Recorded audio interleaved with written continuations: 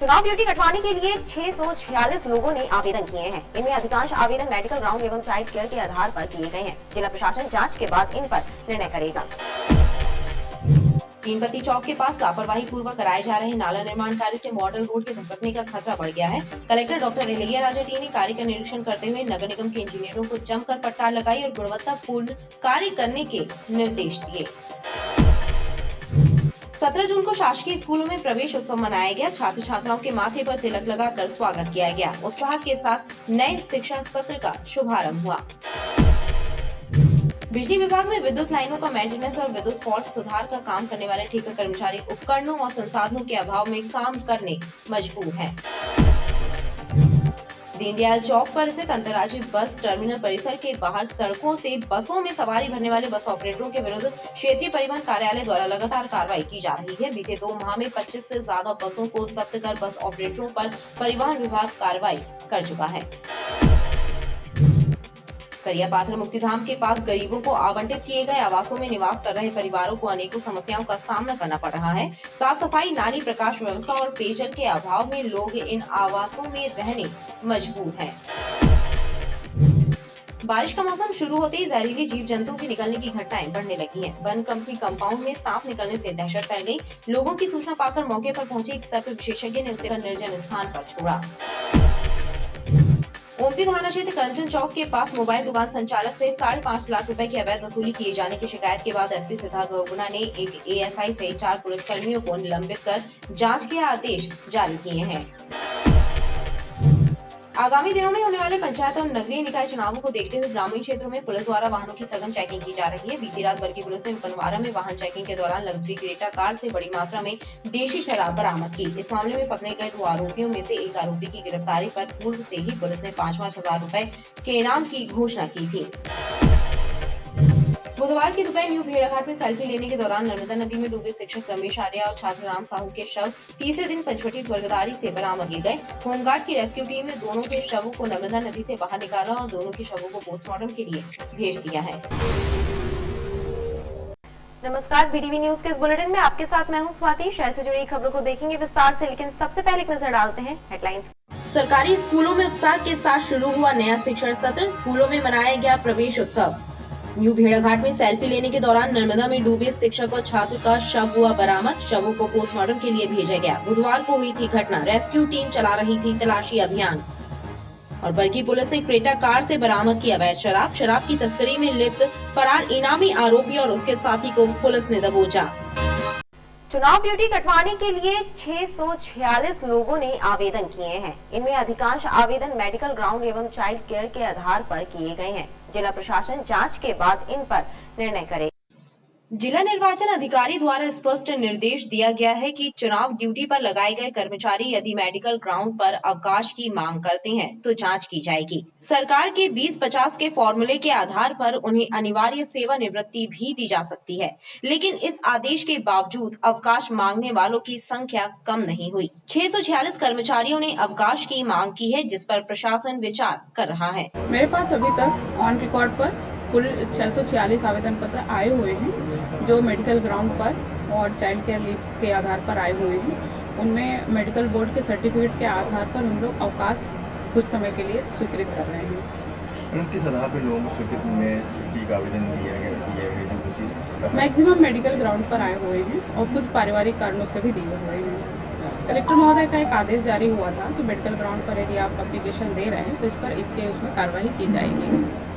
बहरहाल चुनाव ड्यूटी कटवाने के चक्कर में कई स्वास्थ्य कर्मचारी भी कलेक्ट्रेट के चक्कर लगा रहे हैं। यह बात भी चर्चा का विषय है। तीनपत्ती चौक के पास लापरवाही पूर्वक कराए जा रहे नाला निर्माण कार्य से मॉडल रोड के धसकने का खतरा बढ़ गया है। Collector doctor Ilaiya Raja T ने कार्य का निरीक्षण करते हुए नगर निगम के इंजीनियरों को जमकर फटकार लगाई और गुणवत्तापूर्ण कार्य कराने के निर्देश दिए। सिविक सेंटर को जल भराव की समस्या से मुक्ति दिलाने के लिए नगर निगम द्वारा तीनपत्ती चौक के पास नाले को चौड़ा किया जा रहा है, लेकिन नाला निर्माण कार्य अपनी खामियों के कारण चर्चा में है। शिकायतें मिलने के बाद collector doctor Ilaiya Raja T ने नाला निर्माण कार्य का निरीक्षण किया। इस दौरान गफलतबाजी देखकर उन्होंने कार्यपालन यंत्री RK गुप्ता सहित सब इंजीनियरों को जमकर फटकार लगाई।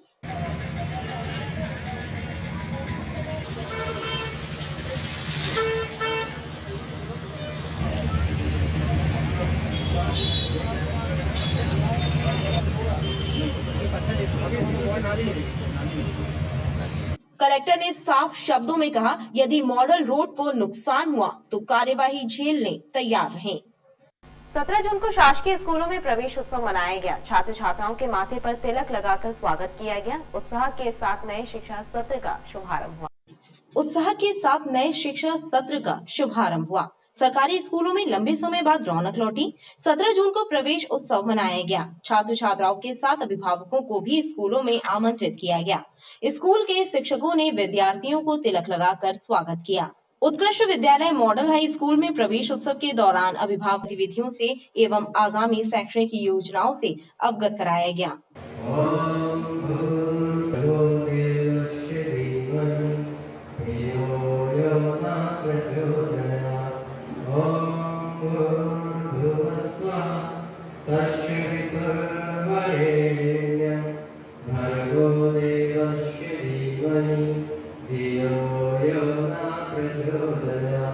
हम गौरवान्वित हैं कि हम संस्कार थाने के मालक हैं और हमारा बच्चा संस्कार थाने के सबसे जो उच्चतम शिक्षण का मापदंड रखने वाला स्कूल है, शासकीय स्कूल, वहाँ पे आपके बालक और बालिका का एडमिशन हुआ। आज दिनांक 17 तारीख को विद्यालयों में समस्त विद्यालयों में प्रवेश उत्सव मनाया जा रहा है। उसी कड़ी में हमारे उत्कृष्ट विद्यालय जबलपुर में कक्षा पहली से लेकर 12वीं तक के बच्चों का प्रवेश उत्सव मनाया गया और इसमें हमने इस बार पालक और बालक दोनों को यहाँ बुलाया है। हम पालकों से बात करेंगे, हमारे स्कूल में जो होने वाली गतिविधियाँ हैं उसके संबंध में बच्चों को पूरा निर्देश देंगे और बच्चा, पालक और शिक्षक ये तीनों मिलकर के इस विद्यालय का जो इतिहास है उसको हम पुनः स्थापित करने का प्रयास। स्कूलों में शिक्षकों ने बच्चों को प्रेरित करते हुए कहा कि प्रतिदिन स्कूल आएं ताकि शैक्षणिक विकास हो सके।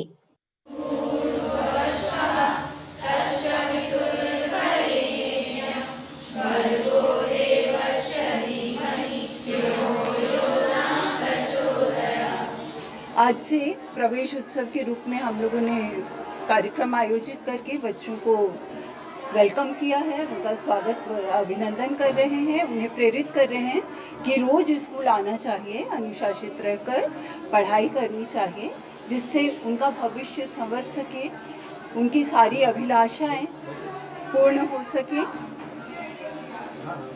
और जीवन में वो किसी अच्छे मुकाम को प्राप्त करने की सामर्थ्य हासिल कर पाए।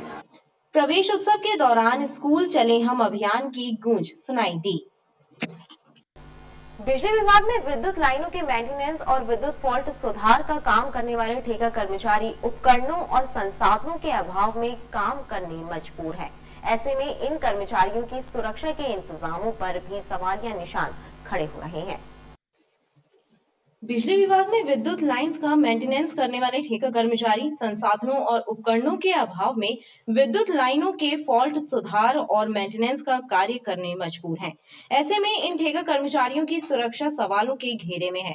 विद्युत लाइन में काम करने वाले इन ठेका कर्मियों को ग्लव्स भी उपलब्ध नहीं कराए जा रहे, जिससे इनकी जान पर खतरा मंडरा रहा है। संसाधनों के अभाव में काम कर रहे यह कर्मचारी किसी भी दिन बड़े हादसे का शिकार हो सकते हैं। कर्मचारियों से विद्युत लाइन पर काम कराने वाले जिम्मेदार इस अनदेखी पर बोलने और बताने से कतराते नजर आई।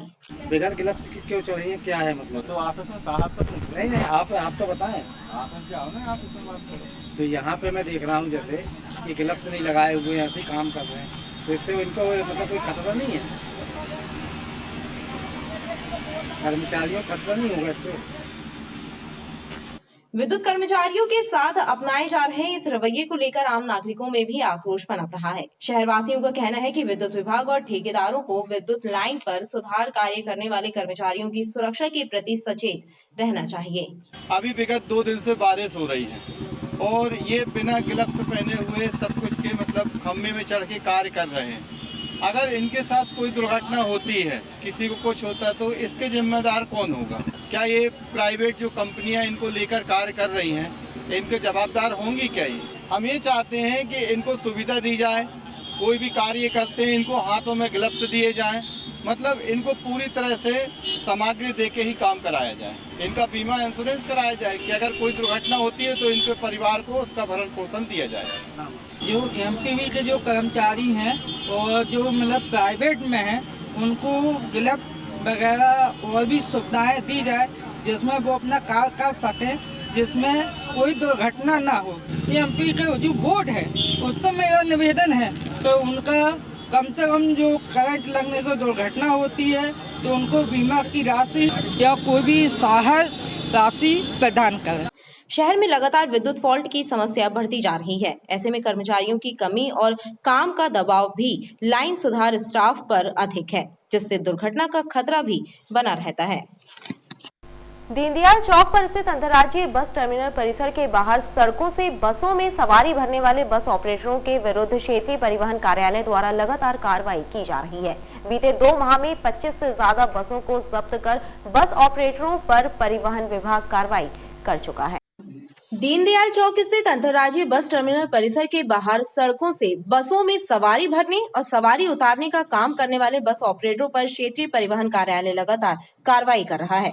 सड़क पर बसों को खड़ा कर यातायात में अवरोध पैदा करने वाली बसों को जब्त करने और बस ऑपरेटरों पर जुर्माने की कार्रवाई करने का अभियान लगातार जारी है। बीते 2 माहों में परिवहन अधिकारी के निर्देश पर आरटीओ विभाग द्वारा 25 से 30 बसों को जब्त करने और बस ऑपरेटरों से जुर्माना वसूलने की कार्रवाई की गई है। कलेक्टर महोदय 3 से 4 बार बैठक ले चुके हैं। बस ऑपरेटर एसोसिएशन की बैठक ली और उनको ये समझाइश दी थी कि दीनदयाल परिसर के बाहर से अथवा रोड से सवारियों का परिवहन न किया जाए, किंतु संज्ञान में ये आया है कि लगातार समझाइश के बावजूद भी इस तरह की गतिविधियां हो रही हैं और उन गतिविधियों पर अंकुश लगाने के लिए लगातार परिवहन विभाग कार्रवाई कर रहा है।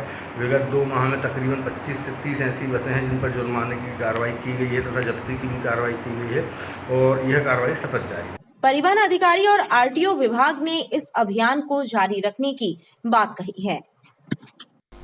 करियापातर मुक्तिधाम के पास गरीबों को आवंटित किए गए आवासों में निवास कर रहे परिवारों को अनेकों समस्याओं का सामना करना पड़ रहा है। साफ सफाई, नाली, प्रकाश व्यवस्था और पेयजल के अभाव में लोग इन आवासों में रहने मजबूर हैं। करियापातर मुक्तिधाम के पास गरीब परिवारों को आवंटित किए गए आवासों में ढेरों समस्याएं व्याप्त हैं। यहाँ निवास करने वाले सैकड़ों परिवारों को मूलभूत सुविधाओं के न होने से परेशानी उठाना पड़ रही है। साफ सफाई, प्रकाश व्यवस्था, नालियों के अभाव के कारण कॉलोनी में रहने वाले सैकड़ों गरीब परिवार मुसीबतों को सामना कर रहे हैं। क्षेत्रीय लोगों का कहना है कि आवासों में साफ सफाई न होने से लोगों को संक्रामक रोगों की आशंका भी बनी रहती है। यहाँ पे कोई साफ सफाई होती नहीं है, स्वयं झाड़ू लगाना पड़ता है, न कोई व्यवस्था है। इधर लाइट है न कुछ है, न पानी में नल आ रहा है और पानी भी नहीं आ रहा, लाइट भी नहीं चालू होती। यहाँ एक बार सफाई होगी दोबारा होती ही नहीं है। मतलब हाँ, नाली पूरी भरी हुई है। हाँ, पूरी भरी हुई है। एक बार हमारा कहना है कि साफ हो जाए तरीके से, चैम्बर बन जाए तो पूरा पानी वहाँ जाए तो कम से कम ये बीमारी ना लगे। नगर प्रशासन यहाँ ध्यान नहीं देता। आप देख रहे हैं कि पूरे चैम्बर खुले हुए हैं, है ना, पाइप टूटा हुआ है, नाली बिल्कुल जर्जर हो चुकी है और क्या बोलते हैं, पानी की व्यवस्था नहीं, लाइट की व्यवस्था नहीं। प्रशासन से यही मांग करते हैं हम लोग पूरे क्षेत्रवासी। यहाँ कहीं लाइट नहीं है, इसे आप देखेंगे। और पानी की भी इतनी समस्या है कि यहाँ नल एक टाइम कभी जब भी आता है नल इतना कम आता है कि एक डब्बा भर जाएगा सब, तो बहुत बड़ी बात है। बारिश का मौसम शुरू होते ही जहरीले जीव जंतुओं के निकलने की घटनाएं बढ़ने लगी हैं। वन कंपनी कंपाउंड में सांप निकलने से दहशत फैल गई। लोगों की सूचना पाकर मौके पर पहुंचे एक सर्प विशेषज्ञ ने उसे पकड़कर निर्जन स्थान पर छोड़ा। तब कहीं जाकर लोगों ने राहत की सांस ली। कांचघर वन कंपनी कंपाउंड में उस वक्त दहशत फैल गई जब एक घर में करीब 3 फीट लंबा एक सांप निकल आया। क्षेत्रीय लोगों ने सर्प विशेषज्ञ रज्जू शर्मा को सूचना देकर बुलाया। उसके द्वारा सांप पकड़कर दूर सुरक्षित स्थान पर छोड़ा गया। बरसात का मौसम शुरू हो गया है तो अब ये जीव जंतु बाहर निकलने लगे हैं। तो ये केशव प्रसाद दुबे जी के घर में वन कंपनी से सूचना आई कि भैया घर में सांप घुसा है। आके देखा तो पानी की टंकी के नीचे सांप बैठा हुआ था। पनियल प्रजाति का सांप है। सर्प विशेषज्ञ ने कहा कि बारिश के मौसम में जहरीले जीव सावधानी रखना जरूरी है। ओमदी थाना क्षेत्र करमचंद चौक के पास मोबाइल दुकान संचालक से 5.5 लाख रुपए की अवैध वसूली किए जाने की शिकायत के बाद एसपी सिद्धार्थ बहुगुणा ने एक एएसआई सहित 4 पुलिस कर्मियों को निलंबित कर जांच के आदेश जारी किए हैं। ओमती थाना क्षेत्र करमचंद चौक के पास मोबाइल दुकान का संचालन करने वाले बाबू ललित गोस्वामी ने पुलिस कर्मियों पर 5.5 लाख रुपए की अवैध वसूली करने का आरोप लगाया है। इस मामले में एसपी सिद्धार्थ बहुगुणा ने क्राइम ब्रांच में पदस्थ एएसआई ओम प्रकाश मिश्रा, हवलदार राधेश्याम, ओम नारायण और यातायात थाना गढ़ा में पदस्थ आरक्षक रोहित द्विवेदी को निलंबित कर मामले की जाँच के निर्देश दिए हैं। मोबाइल दुकान संचालक बाबू ललित गोस्वामी ने बताया कि गुरुवार की शाम उनके गोदाम पहुंचे 4 लोगों ने खुद को क्राइम ब्रांच का बताते हुए उनकी दुकान के कर्मचारी से मारपीट कर 50,000 रुपए छीन लिए। इसके बाद 2 कर्मचारियों को बंधक बनाकर अपने साथ ले गए। इतना ही नहीं, इन लोगों के द्वारा हवाला के झूठे मामले में फंसाने की धमकी देकर उनसे 5 लाख रुपए की अवैध वसूली की। कर्मचारियों को बचाने के लिए उसने 5 लाख रुपए से भरा बैग नौतरा ब्रिज स्थित मुन्ना पान भंडार में जमा करा दिया, लेकिन बाद में जब उसे शक हुआ कि पुलिसकर्मी नकली हो सकते हैं तो उसने ओमती थाने में शिकायत दर्ज कराई। मेरी कृष्णा मोबाइल के नाम से दुकान है, बमचक के बाजू वाली गली में। मेरे पास 2 लड़के काम करते हैं, वीरू और अनिकेत के नाम से। उसमें मैंने अनिकेत को काम से भेजा हुआ था। उसका वापस आने के बाद उसके बाद 50,000 रुपये रखे हुए थे। वहाँ पे 2 लोगों ने उसको रोक करके उसकी तलाशी लेने लगे। 50,000 रुपये लिए, वो अपने पास रख लिए। उसके बाद गाड़ी की चेकिंग की, मेरे गोडाउन जा करके पूरा गोडाउन की चेकिंग की। वहाँ पे पूरा फैलान मचा करके वहाँ पे लड़कों को बोलने लगे पैसा कहाँ रखा हुआ है। लड़कों को मारा भी बहुत ज़्यादा, मेरे सामने भी मारा। उसको सर पे रॉड भी लगी हुई है, घाव बना हुआ है उसके अलावा मेरे को और उनको लड़कों को छोड़ने के लिए 5 लाख रुपए उन्होंने मुन्ना नौतरा ब्रिज में जो मुन्ना पान है वहाँ पे उन्होंने 5 लाख रुपए रखवाए मेरे से। पैसा अभी कुछ भी नहीं मिला है। 5 लाख रुपए मैंने वहाँ पे और 50,000 रुपये उन्होंने नकद लिया हुआ है। आरोपी पकड़ गए हैं, चारों के चारों थाने में आ गए हैं। क्या बता रही पुलिस? अभी कुछ भी जानकारी नहीं है। अभी हमारे बयान लिए हुए हैं, लड़कों के बयान लिए हुए हैं और जिनको बुलाया गया हुआ है, जो लड़के थे वहाँ पे आए हुए थे, क्राइम ब्रांच वाले बता रहे थे, वो उनसे टीआई साहब वगैरह और अन्य अधिकारी जाँच कर रहे हैं। इस मामले का पता चलते ही पुलिस विभाग में हड़कंप मच गया। ओमती थाना प्रभारी सहित वरिष्ठ पुलिस अधिकारी मामले की जांच में जुट गए। इधर शिकायत की गंभीरता को देखते हुए एसपी सिद्धार्थ बहुगुणा ने एक एएसआई सहित 4 पुलिसकर्मियों को निलंबित करते हुए मामले की जांच सीएसपी ओमती को सौंपी है। बताया जाता है कि बाबू ललित गोस्वामी की मोबाइल दुकान के पास पंजू गोस्वामी की खिलौने की दुकान है। पंजू मोबाइल दुकान संचालक बाबू ललित गोस्वामी का रिश्तेदार है। पंजू पर पूर्व में कई बार हवाला की कार्रवाई भी हो चुकी है। ऐसा बताया जाता है कि जिन पुलिस कर्मियों पर अवैध वसूली का आरोप लगा, उन्होंने कृष्णा मोबाइल से पहले पंजू की दुकान में भी दबिश दी थी।